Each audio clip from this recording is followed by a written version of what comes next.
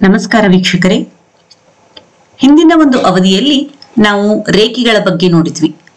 ಅಂದ್ರೆ ಲಂಬರೇಖೆ, ಸಮಾಂತರ ರೇಖೆ, ಲಂಬಾರ್ಧಕ ಮತ್ತು ಕೋನಾರ್ಧಕಗಳ ಬಗ್ಗೆ ತಿಳ್ಕೊಂಡ್ವಿ. ಇದಲ್ದನೆ ರೇಖೆಗಳು ಏನ್ ಮಾಡಬಹುದು, ಒಂದನ್ನೊಂದು ಛೇದಿಸಬಹುದು. ರೇಖೆಗಳು ಒಂದನ್ನೊಂದು ಛೇದಿಸಿದಾಗ ಅಲ್ಲಿ ಶೃಂಗಾಭಿಮುಖ ಕೋನಗಳು ಸಮವಾಗಿರುತ್ತವೆ ಅನ್ನೋದನ್ನ ನಾವು ಮಕ್ಕಳಿಗೆ ತೋರಿಸ್ತೀವಿ. ಹಾಗಾದ್ರೆ ಪ್ರಾಯೋಗಿಕವಾಗಿ ಯಾವ ರೀತಿ ಅದನ್ನ ನಾವು ಈ ಜಿಯೋಜಿಬ್ರಾದ ಮೂಲಕ ತೋರಿಸಬಹುದು ಅನ್ನೋದನ್ನ ನೋಡೋಣ. ನಾನು ಈ ಗ್ರಿಡ್ ಮತ್ತು ಆಕ್ಸಿಸ್ ಗಳನ್ನ ತೆಗಿತಾ ಇದ್ದೀನಿ, ಕಾರಣ ಇಷ್ಟೇ, ನಮ್ಮ ವರ್ಕು ನೀಟಾಗಿ ಕಾಣ್ಲಿ ಅಂತ. ಇಲ್ಲಿ ಎರಡು ರೇಖೆಗಳನ್ನ ನಾನು ಚೂಸ್ ಮಾಡ್ತಾ ಇದ್ದೀನಿ. ನೀವು ಸರಳ ರೇಖೆ ಏನಾದ್ರೂ ತಗೊಳ್ಬಹುದು ಅಥವಾ ಸೆಗ್ಮೆಂಟ್ ಅನ್ನಾದ್ರೂ ತಗೊಳ್ಬಹುದು. ಸೊ ನಾನಿಲ್ಲಿ ಎರಡು ರೇಖೆಗಳನ್ನ ಇಂಟರ್ಸೆಕ್ಟ್ ಮಾಡುವ ರೀತಿಯಲ್ಲಿ ಎಳೆದುಕೊಳ್ತಾ ಇದ್ದೀನಿ. ನಂತರ point of intersection. So intersect, ಈ ಎರಡು ರೇಖೆಗಳು ಎಲ್ಲಿ ಛೇದಿಸ್ತಾ ಇದೆಯೋ ಆ ಬಿಂದುವನ್ನು ನಾವು ಛೇದನ ಬಿಂದು ಅಂತ ಕರಿತೀವಿ. ಅದರ ಹೆಸರು ಇಲ್ಲಿ ಇ ಆಗಿದೆ. ಸೊ ಎರಡು ರೇಖೆಗಳು ಒಂದನ್ನೊಂದು ಛೇದಿಸಿದಾಗ ಇಲ್ಲಿ ಉಂಟಾಗುವ ಕೋನ, ಎರಡು ರೇಖೆಗಳು ಒಂದನ್ನೊಂದು ಛೇದಿಸಿದಾಗ ಉಂಟಾಗುವ ಅಭಿಮುಖ ಕೋನಗಳು ಸಮ ಅನ್ನೋದನ್ನ ನಾವು ಎರಡು ರೀತಿಯಲ್ಲಿ ತೋರಿಸಬಹುದು. ಬೇಕಿದ್ರೆ ಈ ಲೈನಿನ ಬಣ್ಣವನ್ನ ಕೂಡ ನೀವು ಬದಲಾಯಿಸಬಹುದು, ಹಾಗೇನೆ ಥಿಕ್ನೆಸ್ ಅನ್ನ ಕೂಡ ನೀವು ಬದಲಾಯಿಸಬಹುದು ಅನ್ನೋದನ್ನ ಹಿಂದಿನ ಅವಧಿಗಳಲ್ಲಿ ನಾನು ನಿಮ್ಗೆ ತೋರಿಸಿದ್ದೀನಿ. ಬೇಕಿದ್ರೆ ಅಂದವಾಗಿ ಕಾಣಲು ನೀವು ಅದಗಳ ಬಣ್ಣವನ್ನ ಚೇಂಜ್ ಮಾಡಬಹುದು. It is left to your choice, not compulsory. Okay, so ಎರಡು ರೇಖೆಗಳು ಇಲ್ಲಿ ಒಂದನ್ನೊಂದು ಛೇದಿಸಿವೆ. ಹಾಗಾದ್ರೆ ನಾವೇನ್ ಮಾಡ್ತೀವಿ, ಎರಡು ರೀತಿಯಲ್ಲಿ ತೋರಿಸಬಹುದು ಅಂತ ಹೇಳಿದೆ. ಒಂದು, ಅವುಗಳ ಕೋನಗಳನ್ನ ಅಳತೆ ಮಾಡುವುದರ ಮೂಲಕ. ಸೊ ಈ ಎರಡು ರೇಖೆಗಳ ನಡುವಿನ ಕೋನ, ಈ ಎರಡು ರೇಖೆಗಳ ನಡುವಿನ ಕೋನ ಏನಾಯ್ತು ನೋಡಿ, ಇಲ್ಲಿ ಈ ಕೋನ 92 ಡಿಗ್ರಿ ಆಗಿದೆ. ಹಾಗೇನೆ ಆಂಟಿ ಕ್ಲಾಕ್ ವೈಸ್ ಅಲ್ಲಿ ನಾನು ತಗೊಳ್ತಾ ಇದ್ದೀನಿ. ಸೊ ಈ ಕೋನ ನೋಡಿ, ಆಂಟಿ ಕ್ಲಾಕ್ ವೈಸ್ ಅಲ್ಲಿ ನಾವು ಹೋಗ್ಬೇಕು. So C, E and A ನೋಡಿ, ಈ ಕೋನದ ಅಳತೆ ಎಷ್ಟಾಗಿದೆ? ಇದು ಕೂಡ 92.89, ಇದು ಕೂಡ 92.89. ಸೊ ಮಕ್ಕಳಿಗೆ ನಾವಿಲ್ಲಿ ಏನ್ ಹೇಳ್ಬೋದು, ಅಭಿಮುಖ ಕೋನಗಳು ಸಮವಾಗಿವೆ ಅಂತ.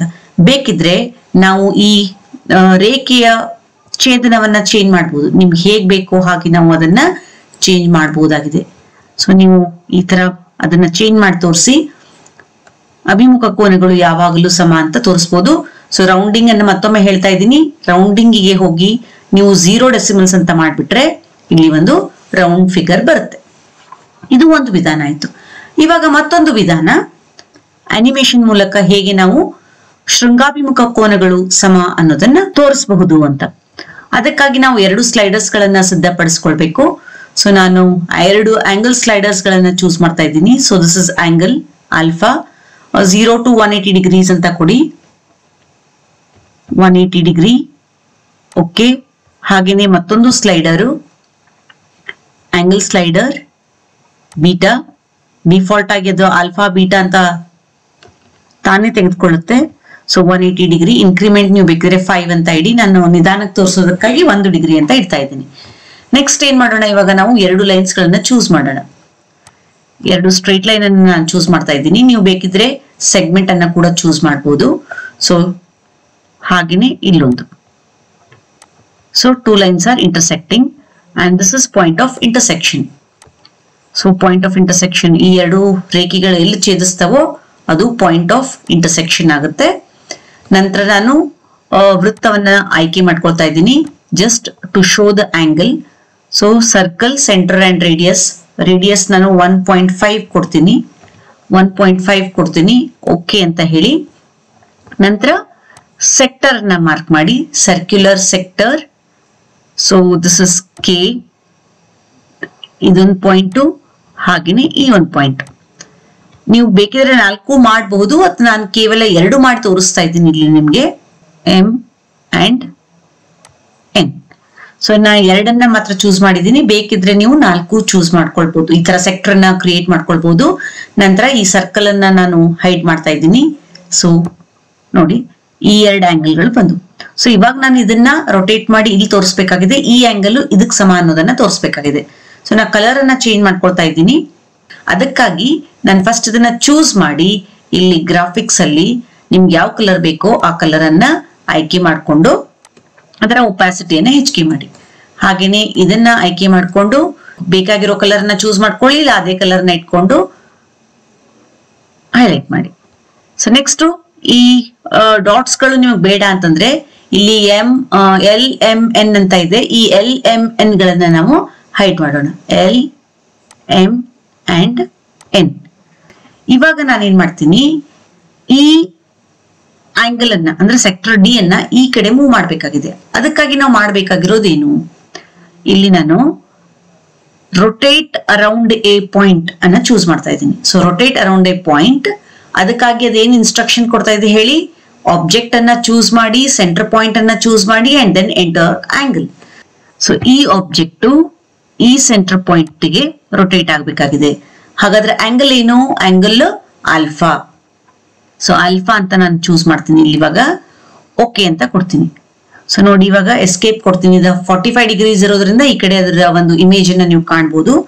0 ಮಾಡ್ತೀನಿ ನೋಡಿ ಇವಾಗ, 0 to 180. ಸೊ ಈ ಎರಡು ಆಂಗಲ್ಸ್ ಗಳು ಸಮ ಅನ್ನೋದನ್ನ ನೀವು ಇಲ್ಲಿ ತೋರಿಸಿದ್ರಿ. ಹಾಗೇನೆ ಈ ಆಂಗಲ್ ಈ ಪಾಯಿಂಟ್ ಗೆ ರೊಟೇಟ್ ಆಗ್ಬೇಕಾಗಿದೆ. ಸೊ ಇಲ್ಲಿ ರೊಟೇಟ್ ಅರೌಂಡ್ ಎ ಪಾಯಿಂಟ್ ಅನ್ನ ಚೂಸ್ ಮಾಡಿದೆ. ಸೊ ಈ ಆಬ್ಜೆಕ್ಟ್ ಈ ಪಾಯಿಂಟ್ ಗೆ ರೊಟೇಟ್ ಆಗ್ಬೇಕಾಗಿದೆ. ಅಲ್ಲಿ ನಾನು ಆಂಗಲ್ ಬೀಟಾ ಅಂತ ತಗೊಳ್ತಾ ಇದ್ದೀನಿ. This is beta. Okay, escape. ಇವಾಗ ನೋಡಿ ಫಸ್ಟ್ 0 ಮಾಡ್ಕೊಳ್ತೀನಿ. So 0 and this is beta.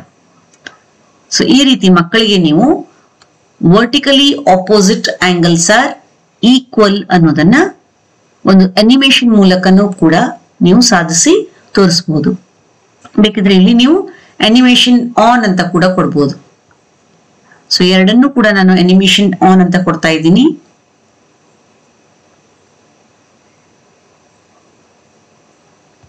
Okay,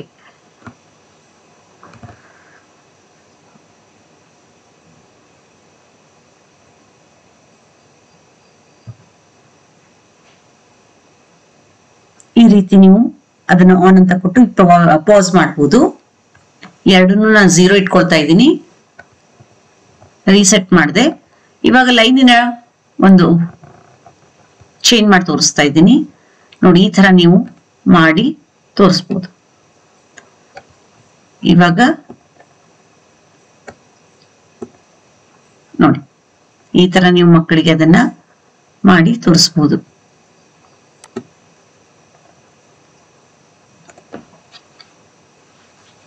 so ಮುಂದಿನ ಒಂದು ಅವಧಿಯಲ್ಲಿ ಸಮಾಂತರ ರೇಖೆಗಳ ಬಗ್ಗೆ ನೋಡೋಣ. ಧನ್ಯವಾದಗಳು.